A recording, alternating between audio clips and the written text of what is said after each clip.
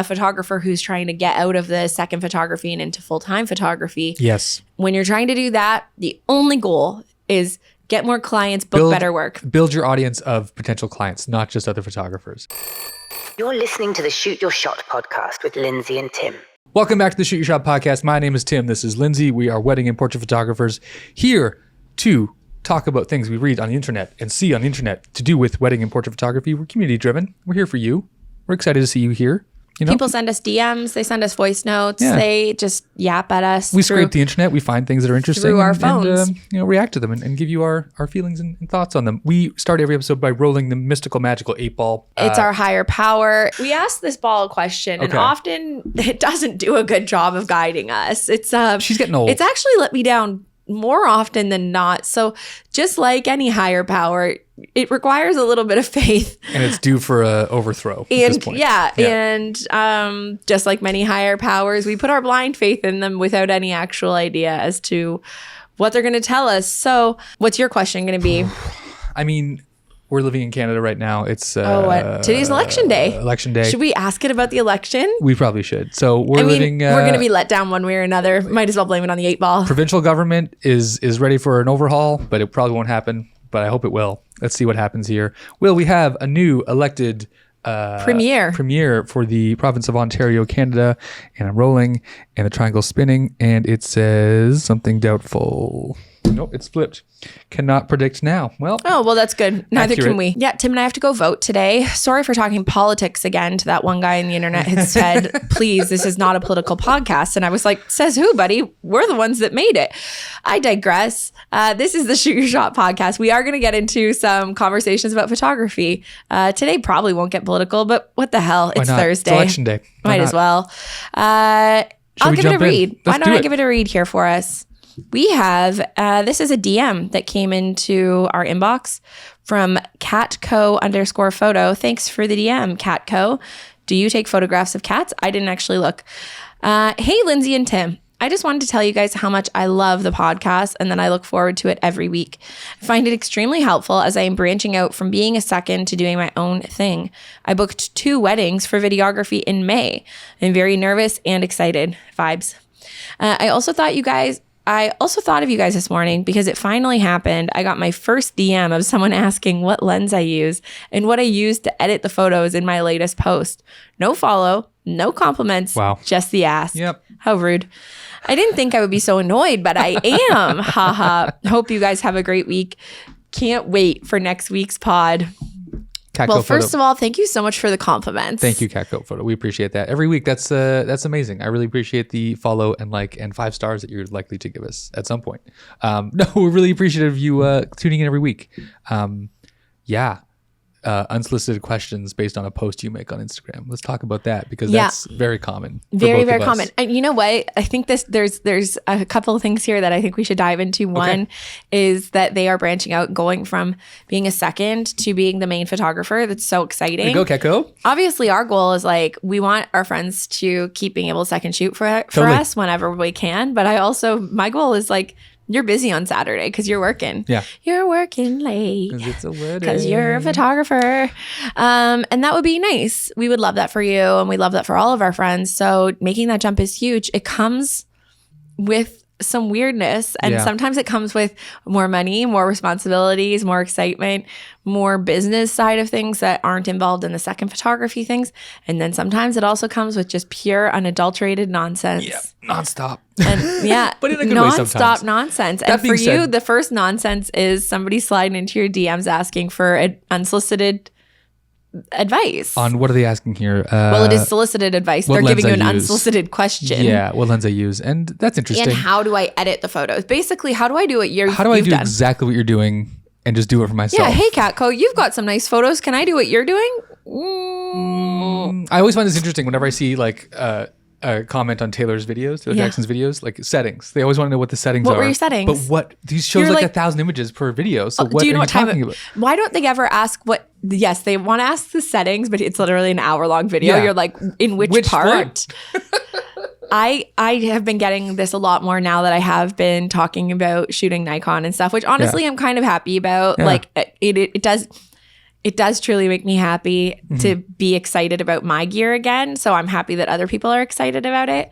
But I have been getting questions about it. And one of the things I want to ask them is like, you want to know what my settings were, but you don't even know what time of day it was. Yeah, where I was in the world, where the sun was. Like I was outside and the settings could be really crazy. I could tell you like, oh, my shutter spleen, my spleen of my shutter was at the bottom. Okay. And my ISO was at the top. That's how I'm going to start responding to things.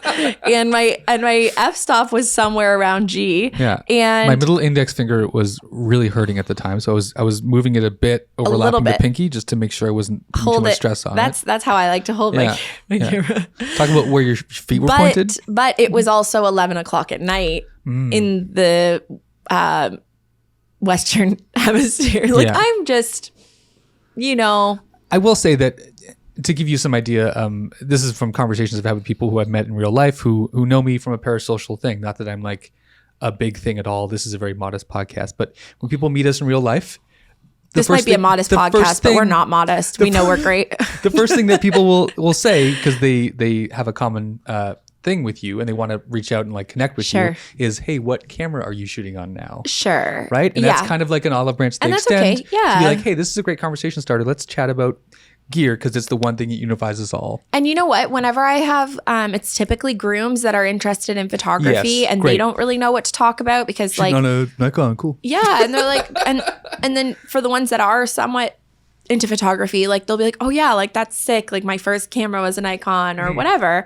Or then they'll be like, yeah, no, I don't actually know anything about it. I just thought interesting. What made you choose that? Right? Like they don't, it's just a question that people can ask.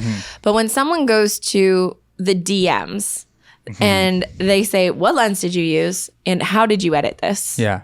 No compliment and no follow. The follow really gets me, dude. That's the follow troubling. really. Yeah. Just last week, did I send it to you? I think I sent you a screenshot of a local brand that I guess lost access to their Instagram last year. Okay. And they started a new one and they messaged me and they were like, hey, not like, hey, Lindsay, we love following you, whatever. Just, hey, here's a post about us trying to regain our following and trying to get our account back up. We tried after many months to get our account back up and we weren't able to. So we've decided we are going to start over. Yeah. And being that they're a local brand, typically I'd be like, oh, hell yeah, I'll help you out here. Yeah. So I go to their page. Nothing. They don't follow me. Oh, no. They don't follow me. And then I was like, but you what in the world? So you're just going to try to use somebody else's knowledge and experience and whatever position that you think is superior to yours. And I even went and looked and they didn't follow me on the previous one either. So it's like, okay, so I understand maybe they didn't follow me on the new account yet. They haven't followed enough people yet. But then they weren't even following me on the one that they lost access to. Come on, guys. If you're going to, this is I think a fairly straightforward rule. If you're going to ask someone for advice, information, a helping hand, this is the modern day version of, hey, can I grab a coffee and chat with you? That used to be like a huge thing pre-COVID, basically, when people would be like, hey, can I pick your brain? Yeah. And I have friends that like ended up doing a pick my brain fee, and it was literally like a Patreon subscription. Oh, nice. And they can, if somebody said, hey, can I pick your brain? They'd be like, no problem. Here's the fee. And then they would just send them a thing to be like, go book in a call. Yeah. And they're like, oh, that's crazy. I didn't mean for that. And it's like, well, that's what picking my brain costs. There's a fee required here. So for you now, Catco, you have learned some things. Yeah. You've made some nice images, and now somebody's like, I want to know what lens this is, and I want to know how you edited it because I want to make my work look like yours. I'm still guilty of people reaching out, and I'll still give them like probably too much information. Yeah. But I think a lot of it comes I'm now too jaded now. It didn't take long. Didn't take long. You're like, you've been there since day one. But people ask constantly about Super 8 film, motion film, because it's interesting. Yes. And it's novel, even though it's very old. And they want to know, like, how can I do that? Yeah. And my first response is and always... you are one of the very few people, well, specifically in our area, that's doing it, right? So if somebody wants to know. But by no means am I the first. Like, I'm stealing ideas from California from 2009, basically, when Shark Pig was doing it. So I'm not, like, pioneering this at any rate, but the first thing I'll tell them is, yeah, it's very expensive. It's not the cheapest thing you can do. You're better off getting the phone app that replicates the same function and starting there and seeing if you like doing that and like that effect going into your vinyl videos. That's my and then if they're like, no, I want to do the whole film thing, I'm like, cool, I'll happily walk you through this, but you're not gonna like you're not gonna like it because it's a lot of trial and error. It's a lot of like making mistakes, and again, it's a lot of money up front to like create something that maybe won't work. Yeah, and depending on where you are is going to be really time consuming and cumbersome, sending your film away, all of that, like all the things that you've learned that things have gone well and haven't gone well, like the growing pains of it. Just like we all do in all of our businesses, there's always some growing pains unless somebody gives you the cheat codes, which is what this person's looking for. They're like, I don't want the growing pains. I want what you do. Just give that one to me. I just want that. What would you want? What would be ideal for you if someone came to you and was asking the equivalent of this? Like, what would be the wording what that you'd want to hear? What I do want to clarify is when I said that I'm too jaded for that I like don't give people, it's like that couldn't be more far from the truth because I actually give advice out on my socials like every single day. My DMs are just filled with people like, not to make myself sound huge, I'm not. I think I'm just like an accessible person. Yeah. I feel the same way. Yeah, that people can just like reach out to us, send me messages, right? Whereas maybe they don't DM some of their like, or they're on YouTube and they're trying to get an answer and they can't get an answer from their like favorite YouTubers, right? Or whatever. I don't care. But my DMs are constantly filled with people asking questions about brands. Like, literally right before we started recording, somebody was asking me about pick time. Yeah. I'm always happy to yap about the things that we yap about on here. Yeah. Especially when it can be slightly more tailored to somebody. There's a few things that I will say that make that go better for you. One of them is that you should probably follow the person that you're asking for advice from. Follow the person. Totally free to follow somebody. Costs nothing. But if you don't follow them, all that shows is that you are trying to vampire suck the energy out of that person without giving them anything back at all. So don't do that. Don't be an energy vampire. Don't be a vampire. Make sure that you're following them. Yes. Open it up with how you have, if we've never spoken at all before, try just like, this is crazy. I feel like I'm just like explaining how to be a human. Is it the compliment sandwich where it's like? I don't even need a compliment. I don't. I want it to feel like an interaction in a coffee shop. Yes. Hey. I like your shoes. You're Tim. I know about you because my friend Kelly told me that she was engaged to this guy named Tim. And I did want to ask you, it's crazy. I was going to ask you about film videography. Like crazy that we're right here in the same spot. I've been interested in it. Here's who I am. Here's what I'm about. Yeah. Do you have a couple minutes to answer some specific questions that I have? Specific questions. That's the term I think we need to all think about and write down, maybe in little notebooks on our palms here. Get specific with your questions. This question that this person asked Catco Photos is, what lens did you use and how did you edit the photo? There could not be a broader question they could have asked. Well, no, there could, because last week I got a DM that said, tell me more about this. And I was like, what? To what end? I said, about what? It was a post. Like they sent me the post and they said, tell me more about this. And then I was just like, I don't know what they're trying. What do you want to get? What do you want to know? I was like, so in the morning I had a smoothie. That's what I did. Wow. No, it's funny. And I think it really just, it comes back to just being like a human being, remembering that the person on the other side of it, honestly, is probably totally stoked to help you. Yeah.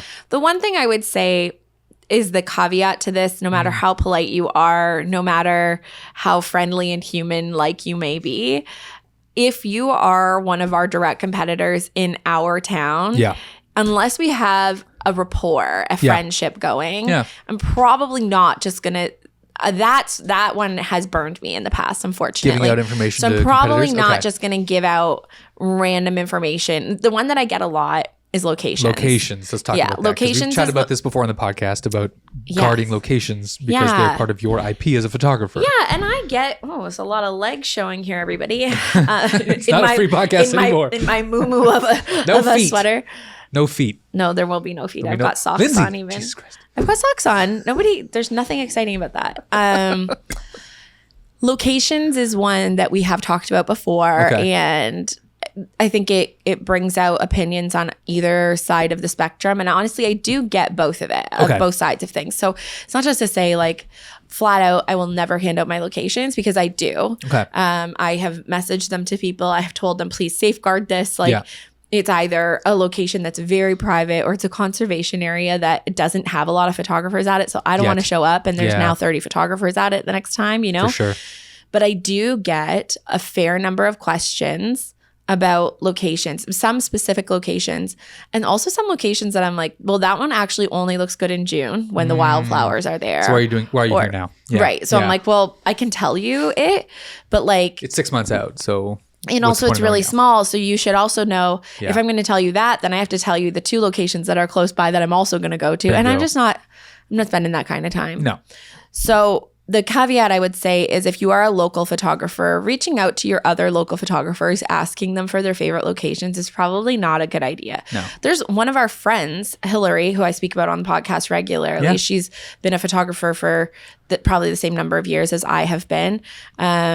She has a really thriving and successful family and portrait business. Mm-hmm. Headshots, commercial stuff. She has some of the most beautiful locations, and I have never asked her where they are. And we're friends. Yeah. We're friends. Yeah. Because I just think that's her shit. Yeah. You know, she worked hard to figure out where that is.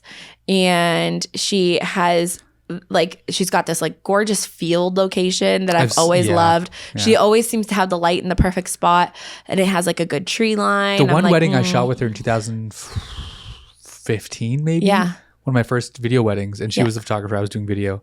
She spent with her second probably 20 minutes scouting a location, finding the perfect one, where it was tree line, was just far enough away from the light casting shadow, and it was like gorgeous. Like people were illuminated perfectly. Yes. And she kept moving them and kept adjusting. I think because she does so much studio work, she truly does understand light, which is really interesting actually, because I think there's a lot of photographers that would think that would be the opposite. Yeah. Like people that do a lot of studio work can only do light that they can control. Yeah. But because she usually is the one being the sun, she knows exactly where she wants the sun to be. She was very stressed out that day. I think she was worried about not She doesn't like to do weddings. That's it. Right. Yeah. Because she wants to be in complete control and work on a time that makes sense for her. A lot of the time portrait photographers, studio portrait photographers do feel that way. And I get that. Totally. I mean, she probably looks at my location selection. She's like sloppy. And I'm like, that's fine. Don't care. No, honestly, I take location scouting so seriously. Yeah. But the reason why is because I hike all the time. I literally am out walking my little legs. Like I go for a walk almost every single day. And I try to go to new locations. Even if it's the same location, I try to go to different areas. I try to find different spots. I go at different times of day so that I can see what the light looks like in those spots and in those places. Like one of the trails that I typically go to, I just discovered a tree. If you guys follow me on Instagram, this was the craziest thing. Oh, the bird tree. Yeah. I found a tree that had like 30 bright red cardinals in it.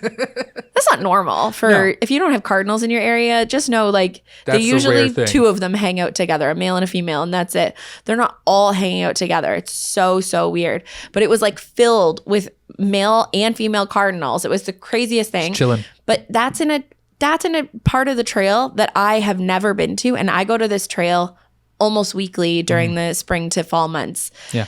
That is also a trail that I unfortunately ruined as a location for myself because I told people about it so willy-nilly. Yeah. And nobody used to go there. And now everybody goes there. Everyone's there. Yep. And so for that reason, I like to protect my resources when it comes to locations now a little bit more. Yeah. So let's say someone from the podcast, you listening, watching, they reach out, they want to do something specific. What's the way to reach out to us in a respectful way? Yeah. So I think it's just values our time and our IP. Yeah. Hey, huge fan. You guys are so attractive. I mean, Catco did a pretty good job right here, right? Honestly, Catco did a really good job. Yeah. There was no way we were not responding to this one with all of that flattery. We love some praise. We love some flattery. But so will everyone else. I think it's not that serious. You don't actually have to flatter us. But you come in and you say, hey, here's how I'm familiar with you, whether I found you guys through the podcast or I know, I know a friend of yours, whatever. Here's where I'm at. I think it's always important to say, here's where I'm at in my photography journey. This is kind of what I'm thinking, If you just come in, hey, what lens is this? That's just not going to go well. But I bet if this person had followed Catco and said, I love your work. I've been following you for a couple of years. Yeah. Crazy to see you go from this like part-time photographer to now I hear you're doing like more weddings and you're doing some videography. Like that's really cool. I shoot on this. This is my favorite type of gear or lens to work with. Yes. Then speak about yourself a little bit and say, I have been trying to get into this. Qualify yourself. I don't know if I'm quite there yet. It would at least give Catco the opportunity to say, yes, I do want to answer this, or no, maybe it's a little too close to home because you are literally my direct competitor and I'm not in a position to be giving away free information. Yeah. Like now if somebody asked me what lens I was using, I would just be like 35-50, I don't know. Well, and honestly, it's not going to make me lose any business to tell somebody what lens I'm using. No.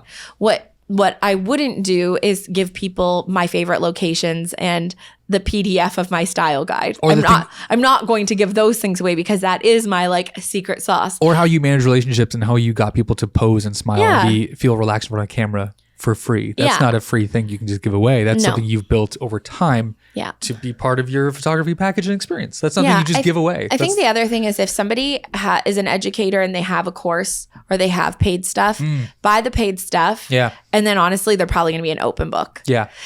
Competitor or not, I will give anybody, because if you gave me even a couple $100, I'm like, hey, thank you. I really respect that. That's very cool of you that you paid for that. Now doors are open. What would you like to hear? People who are in the education space and they're selling products that are like, geared towards photographers, they want to sell more of those things. So they'll take any feedback they get from people who are already paying clients and they'll say, oh yeah, you buy like a preset, let's say from someone like, hey, bought the preset, love this, wondering about the curves on this part of the greens or whatever it might be. They'll be like, oh yeah, I should refine that, or should like make changes to that, or I should like explain that better so people understand how this preset looks on Canon versus Nikon versus Sony. So they want to accept feedback and talk about the product that they've sold to make sure it's the best product for everyone going forward. But now listen to this. I have a question for you regarding presets. You bring up a good point here because Catco, they did say, how did you edit this? How did you edit this? Right. And I often forget this because I do have my own custom editing profile with Imagine, which is based on my own preset, and you do your own custom stuff too, right? Like we're not just like picking presets out of the sky, but a lot of photographers are just picking presets based on stuff they've seen on Facebook, ads, whatever. Like they have bought presets. There's tons of beautiful presets out there. I'm not suggesting that you shouldn't do that, or even using like an Imagine profile that's already made. There are lots of really good options out there for you. That is a weird one, because if somebody came to me and said, hey, and I actually do get that question often, how did you edit this? I tell them it's my own custom Imagine profile. And when they say, will you sell this? I just say, no, I won't. Because again, this is my secret sauce. That one unfortunately is too specific, and I've worked really, really freaking hard to make it that way. But listen to this. I want to hear this. People have been talking about using AI to deconstruct, reverse engineer people's profile or people's presets. Yes. So I was in a Facebook group last week. Somebody had posted like 10 photos. One of them was Taylor's. A bunch of people's photos, and said, does anybody know what these presets are? One person said, I know that one is Taylor Jackson's. Right. And then, people were naming off others. And then a person said, I've got this. It's really easy. Pop these into ChatGPT and ask them what they did. Oh. Which is like not cool. I think not cool. Legal. Of course, blah, blah, blah. Legal or ethical. I know we were just talking about this on the episode last week. Legal or ethical. There's a line there for sure. To reverse engineers, it's just that, I guess, in previous years, when somebody would do this on Facebook, people would be like, yeah, here's where you can go and buy it. Then the next level would be, here's a torrent that you can go and download it for free. Because obviously when somebody has bought a digital product, somebody has figured out how to steal it. That's cool.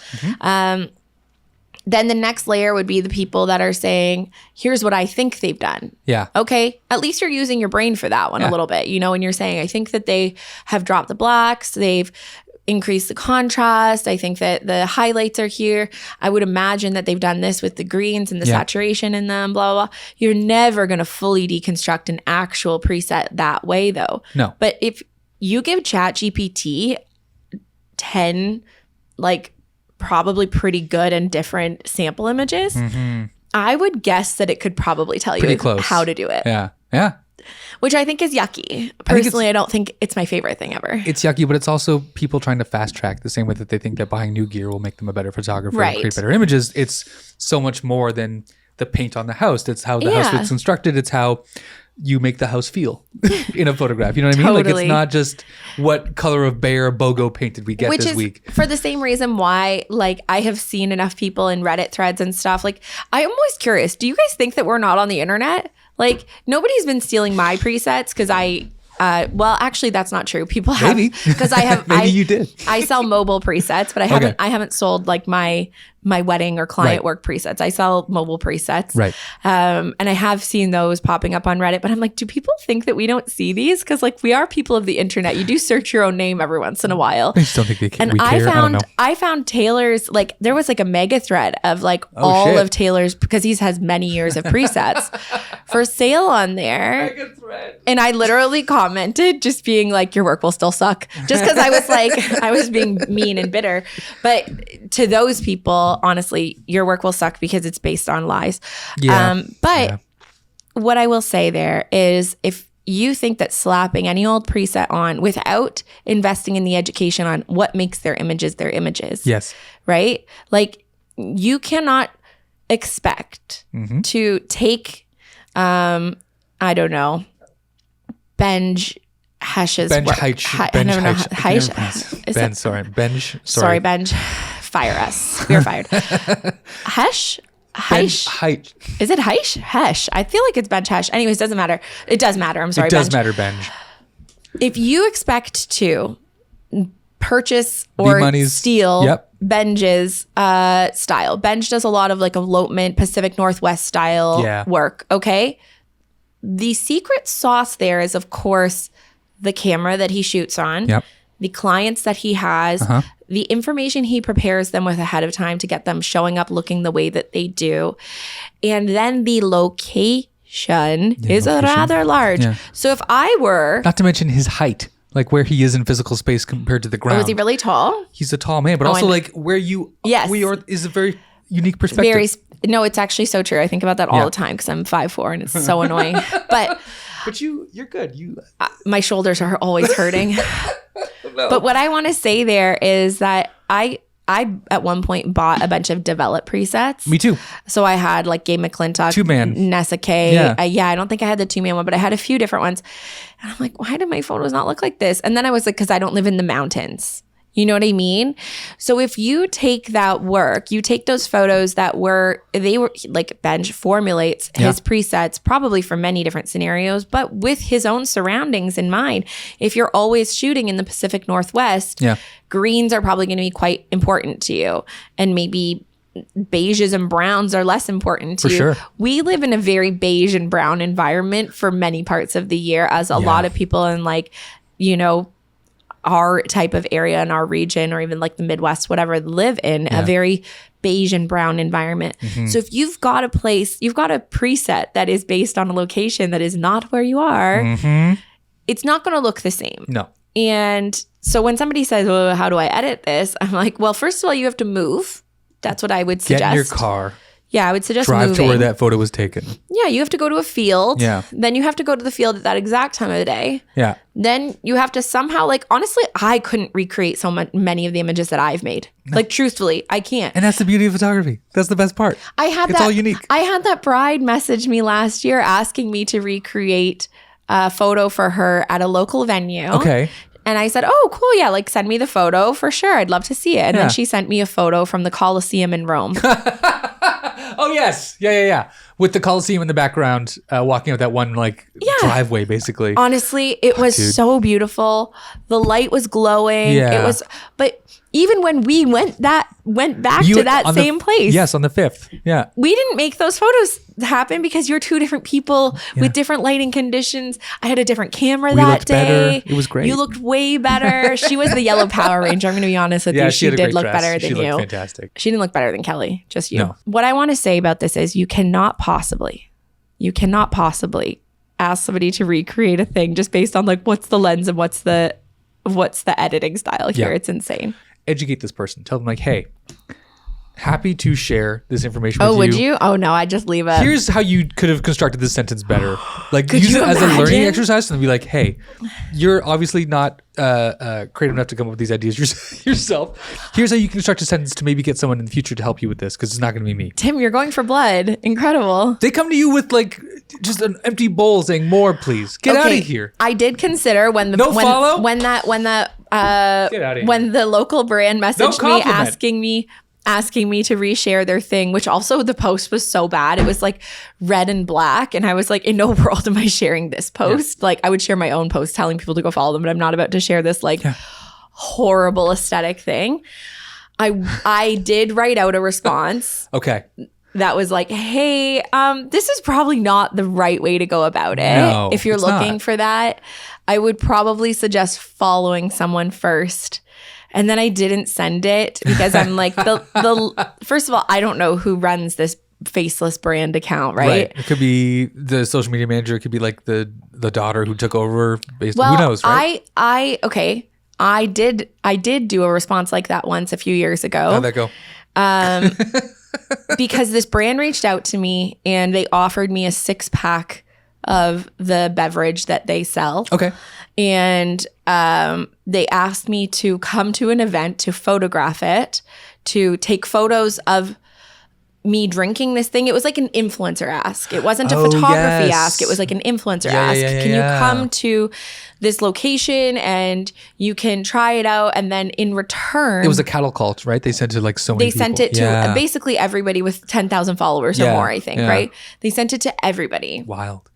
And I responded back. I didn't know who was running the account.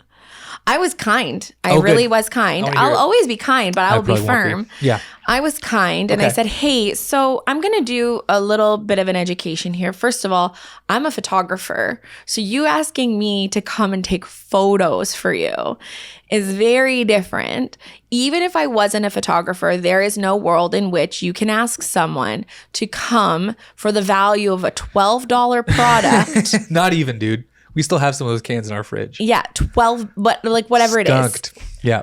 Like, so you want to ask somebody to come for the value of like a $12 product, take time out of my day. The value for them is like a quarter per can. Like nothing. It's insane. Nothing. It's absolutely insane. Yeah. And I just said, shipping was more expensive. Said, so it will be a no from me, but I just wanted to let you know, like, I'm sure somebody will take you up on this. Yeah. But if you're not getting a good response, maybe this is why. Yeah. Turns out if it isn't a friend of a friend running the account. Of course. But she responded, she was like, hey, we obviously missed the mark there. I didn't really consider how that would be perceived as like a photographer, like an actual person that does brand photography, that would not be awesome. Yeah. I posted the ask on my Instagram with everything completely blacked out.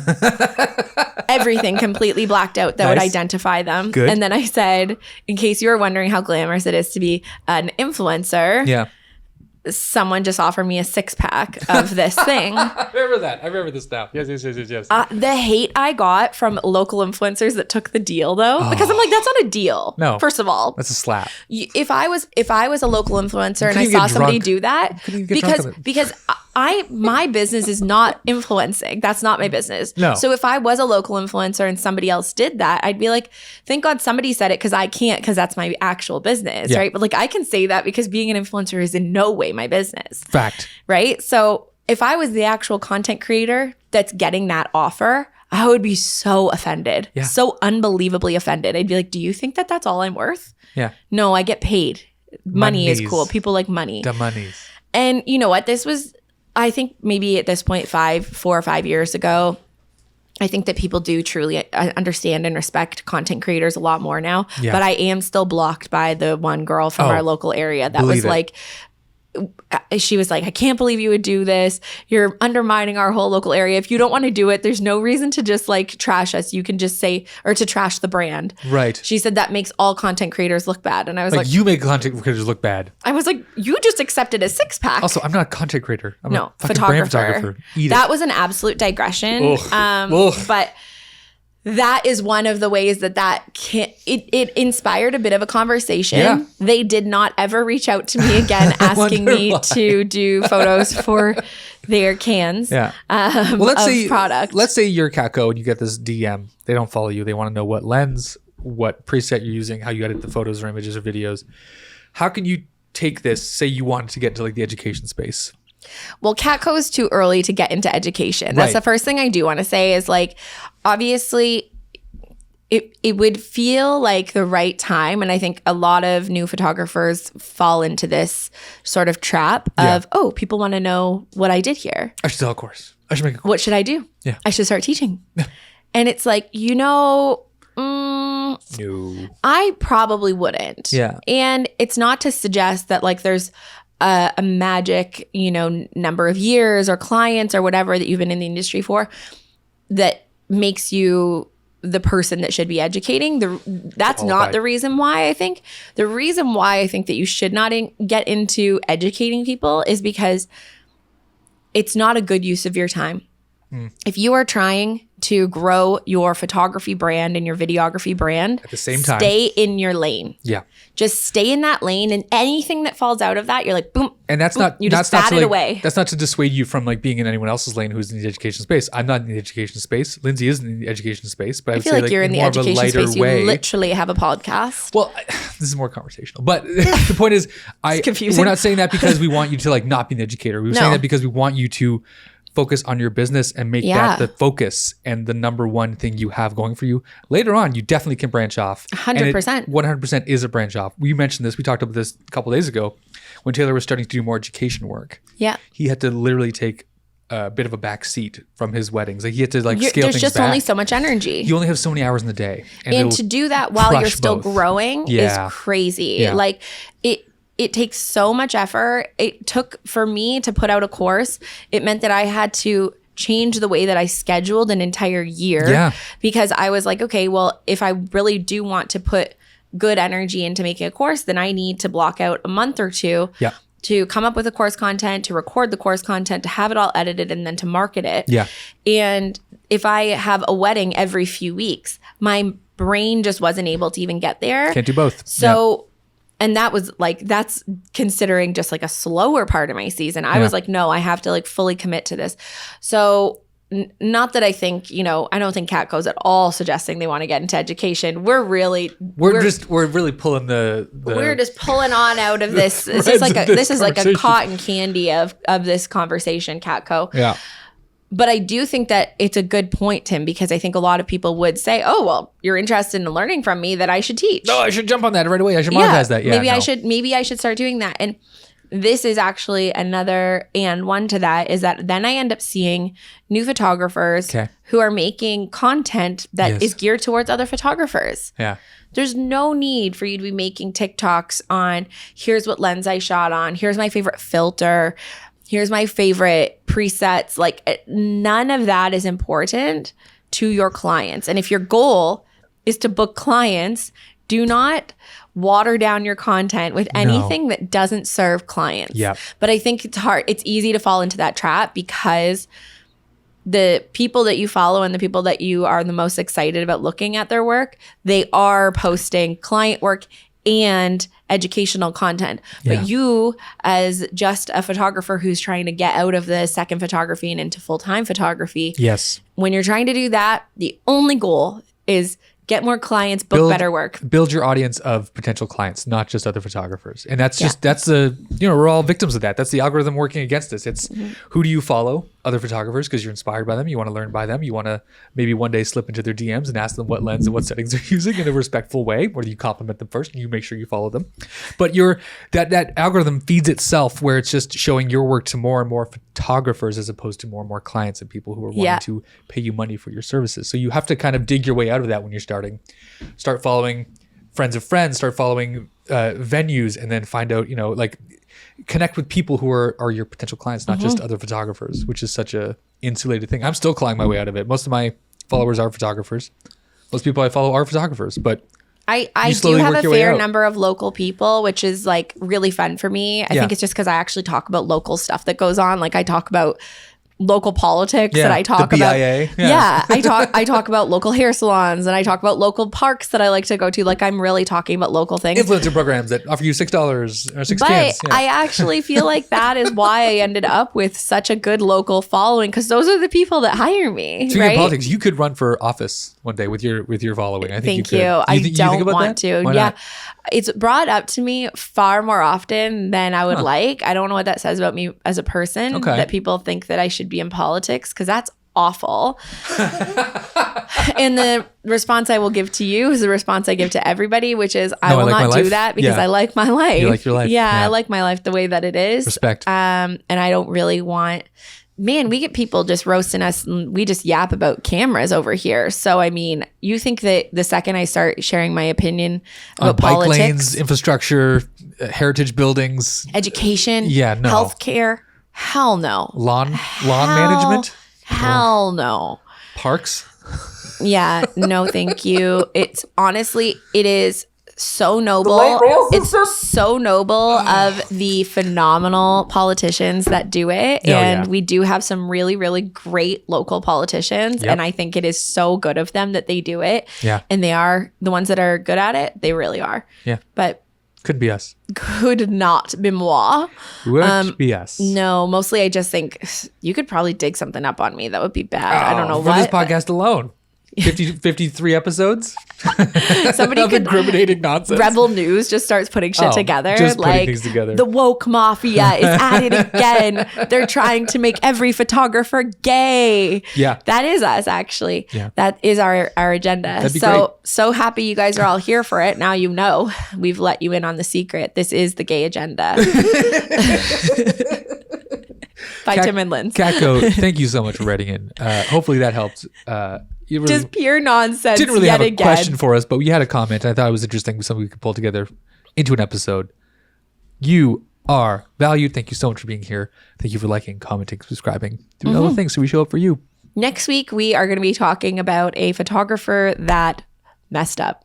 So a photographer that did not do their best work, and they're trying to figure out how do we do better work. So I'm excited for that one. Me too. Make sure that you come back. We will see you next Monday. It's never been Wednesday. We'll see you next Monday. Sayonara, we are out.